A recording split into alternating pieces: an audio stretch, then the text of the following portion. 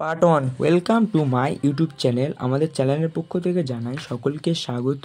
আজকের একটি নতুন ভিডিও নিয়ে চলে এসেছি। ভিডিওটি হলো জীববিদ্যা ও মানব কল্যাণ। এই বিষয়টা, এই লেসনটা আজকের আমরা পড়ব। তাই ভিডিওটি ভালো লাগলে সাবস্ক্রাইব এবং কেমন লেগেছে তা কমেন্টে জানাবেন। চলো দেখে নিই। যে প্রথম প্রশ্ন হলো অনাক্রম্যতা কাকে বলে, কয় প্রকার ও কী কী? এই অনাক্রম্যতা আর অনাক্রম্যতা কাকে বলে, কয় প্রকার, কী কী? অনির্দিষ্ট অনাক্রম্যতা কী কী দেখে নেবে এগুলো। তারপরে আছে এগুলো হালকা করে দেখে নেবে। এবার পরের প্রশ্ন, অ্যান্টিজেন কাকে বলে, কয় প্রকার ও কী কী? অ্যান্টিবডি কাকে বলে, কয় প্রকার ও কী কী, এগুলো দেখে নেবে। অ্যান্টিবডির কাজটা একটু ভালো করে লক্ষ্য করে দেখে নেবে।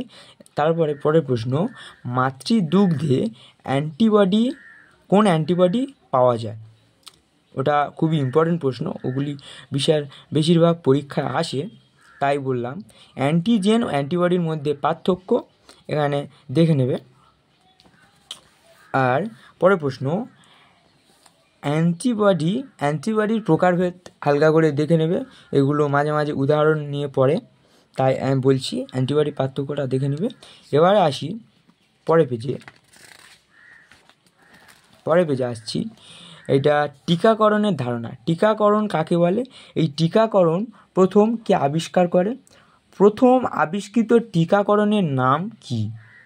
এই প্রশ্নটা একটাই প্রশ্ন, কিন্তু এগুলি খুব ইম্পর্টেন্ট প্রশ্ন, তোমরা ভালো করে পড়ে নিবে। টিকাকরণের গুরুত্ব খুব ইম্পর্টেন্ট।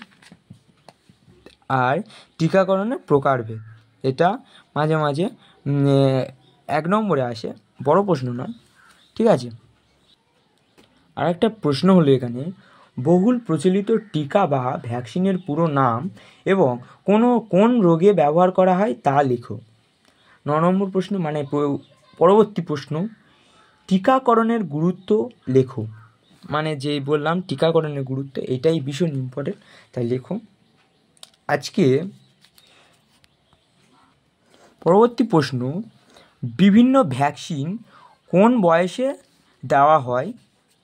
বিভিন্ন ভ্যাকসিন কোন বয়সে দেওয়া হয় এখানে দিয়ে দিয়েছে। বিভিন্ন ভ্যাকসিন কত বছর বয়সে দেওয়া হয়, ঠিক আছে। এবারে আজকের শেষতম প্রশ্ন, বিভিন্ন রোগের নাম ও এদের জন্য অণুজীবের নাম ও প্রকৃতি এবং লক্ষণ লেখো, ঠিক আছে। বিভিন্ন রোগের নাম, আরেকবার বলছি, বিভিন্ন রোগের নাম, এদের জন্য অণুজীবের নাম ও প্রকৃতি এবং লক্ষণ লেখো। আর মানব কল্যাণে আজের শেষতম প্রশ্ন হলো, মানব দেহের রোগের সৃষ্টির জীবাণু। মানব কল্যাণে অণুজীবের ভূমিকা, ঠিক আছে। আজকের শেষতম প্রশ্ন হলো মানব কল্যাণে অণুজীবের ভূমিকা। এটা 3 নম্বর আসতে পারে, তাই বললাম মানব কল্যাণে অণুজীবের ভূমিকা লেখো। এটা 3 নম্বর প্রশ্ন আসতে পারে, তাই বললাম। আজকের শেষতম প্রশ্ন হলো রোগ নিরাময়ের ধৌতকরণের ভূমিকা। রোগ নিরাময়ের